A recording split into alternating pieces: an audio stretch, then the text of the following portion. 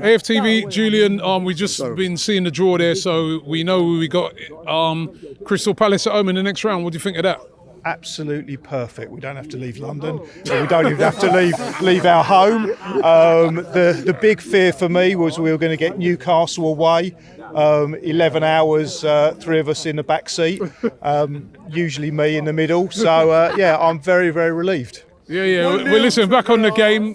Listen, the first half, Brighton will probably be feeling a bit unfortunate that they didn't get a goal. Yeah, I mean, Kepa with a couple of great saves, but second half it was a different Arsenal, wasn't it? Yeah, well, the first thing is I don't think Brighton should feel unlucky.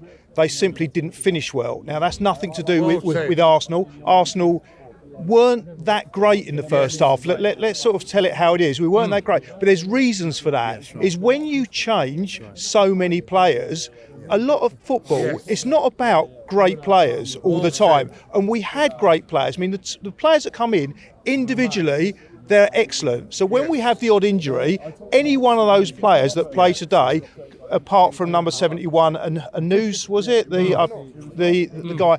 I would feel comfortable. Any one of those could come in and take the place of any of what I would consider the first team. However, when you make so many changes, it's going to be so much more difficult for all those players to come in and form those kind of relationships. And especially in the first half, it didn't look like they'd ever played together, and they hadn't played together. But as the game went on, they gelled more. And obviously, the second half was a different story. Yeah, and listen, a couple of great goals there. Max Dowman, let's talk about him.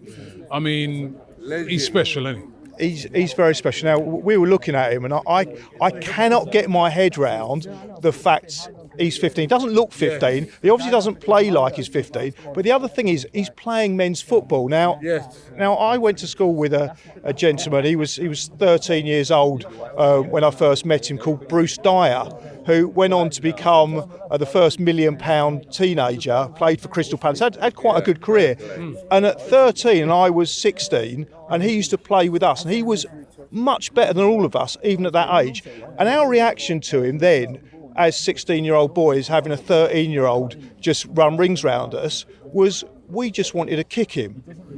We were upset. We didn't appreciate how good he was and respect him. We would just think that he was there to humiliate us. And he did humiliate us. And what he's doing, I'm trying to get my head around how a professional player must feel, a man playing against a 15-year-old boy.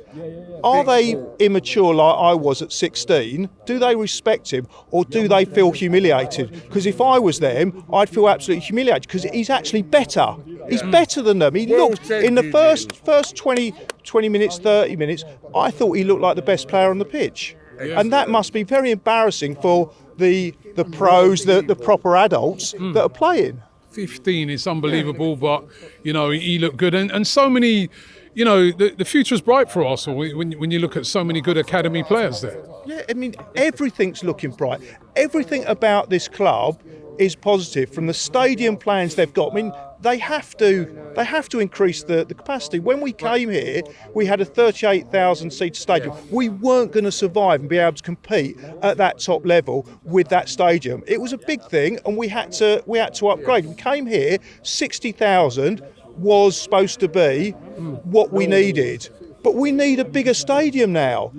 Everything about this club is expanding in the right way.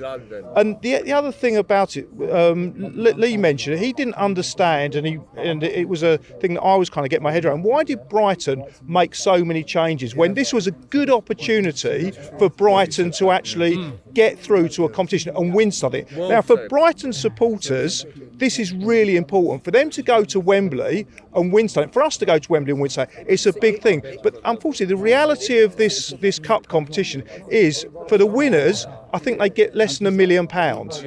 Less than £1 million. So, nothing. If I was chairman of Bournemouth, it is a business.